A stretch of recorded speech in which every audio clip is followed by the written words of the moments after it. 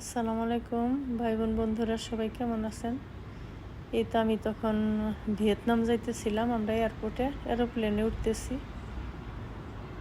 এরোপ্লেনে উঠতে আবার এই যে এইভাবে যাইতে হয়, অনেক দূর রাস্তা হেঁটে হেঁটে যাইতে হয়। এই যে অলিগলি দিয়ে খুব সুন্দর। এটা ছিল ভিয়েতনাম এয়ারলাইন্স, এটা স্কুট আর কি। এই প্লেনে আমরা কখনো যাতায়াত করিনি, এটা আমার প্রথম।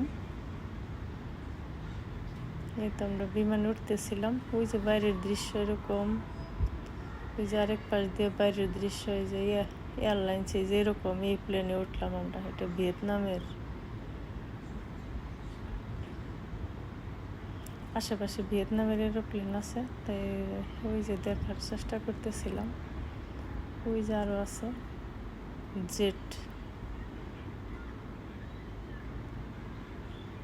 এই তো ওই যে বিমানবালা দাঁড়িয়ে আছে চেক করার জন্য। তারপর আমরা বসলাম, তারপরে এই তো ফ্লাই করবো এক্ষুনি। এই তো অলরেডি ফ্লাই করতেছে, টেক অফ করছে আর কি। এই যে উঠে গেছে। এটা ছোট সাইজের ছিল, আমার এই বিমানে ওঠার অভিজ্ঞতা ছিল না। এই স্কুটি এটা আমার প্রথম জার্নি ছিল, তাই আমার একটু ভয় করতেছিল। মনে হইতেছিল যে আমরা খেলনা প্লেনে উঠছি। সবসময় আমি বড় প্লেনে উঠি, যেমন বাংলাদেশ এয়ারলাইন্স বা সিঙ্গাপুর এয়ারলাইন্সে। সবসময় যে অনেক দূর দেশে যে গেছি, 13-14 ঘন্টা জার্নি করছি, আমি সিঙ্গাপুর এয়ারলাইন্সে জার্নি করছি, ব্রিটিশ এয়ারলাইন্স এরকম। বেশ ভালোই লাগছিল। এই তো বাইরের দৃশ্য, এটা সিঙ্গাপুরে সমুদ্র। এই তো উঠতেছে বাইরে, নিচের এই যে অনেক কিছু দেখা যাইতেছে সমুদ্রের মধ্যে। ওই যে জাহাজ দেখা যাইতেছে, তারপর ওই যে আরেকটা আইল্যান্ড।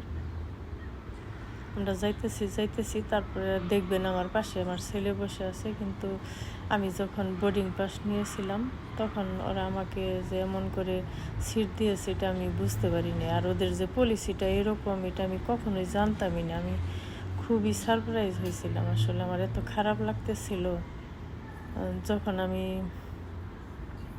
প্লেনে উঠলাম, দেখলাম যে আমি আর আমার মেয়ে বসছি একসাথে, আর আমার ছেলেকে পিছনের সিটে দিয়েছে। তাকে যদি আমি সামনে আনতে চাই, এই যে আমার ছেলেকে আনছি, পরে আমি ক্যাশ মানি পে করে আনছি আর কি। আমার পাশে অন্য মানুষকে দিয়েছিল, সে যদি অন্য সিটে যায় তারপরেও তাও পে করতে হবে, এরকম ওদের একটা পলিসি। এই পলিসিটা আমার একদম ভালো লাগে না, এই জন্য ওদেরকে আমার অনেক ভয় লাগছিল আমি যে কয়দিন ছিলাম ভিয়েতনাম। কেউ কিছু মনে নেবেন না, কেউ কিছু জানা থাকলে আমাকে কমেন্ট করে জানাবেন। আমার এরকম লাগছিল আর কি, এটা আমার মনের ফিলিংস শেয়ার করলাম সবার সাথে। এই তো এটা মেঘ এরকম দেখা যায়, প্লেনে ওঠার পরে মেঘ আশেপাশে এরকম দেখা যায়, এত সুন্দর। আর নিচে তো সমুদ্র, পানি আর পানি। আর ওই যে এয়ারলাইন্সেরই দেখা যাইতেছে পিছনে পাখা। সবাই ভালো থাকবেন। আমার ভিডিওটা কেমন লাগলো কমেন্ট করে জানাবেন। নেক্সট ভিডিওতে আমি দেখাবো বাকিটুকু। আল্লাহ হাফেজ, বাই।